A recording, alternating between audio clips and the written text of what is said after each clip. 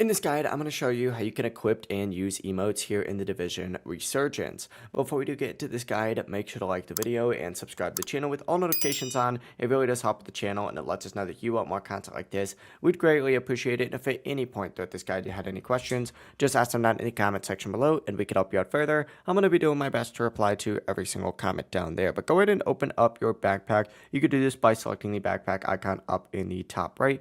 It's going to take you to a page. It looks like this. You just need to tab all the way over to apparel, which will look something like this.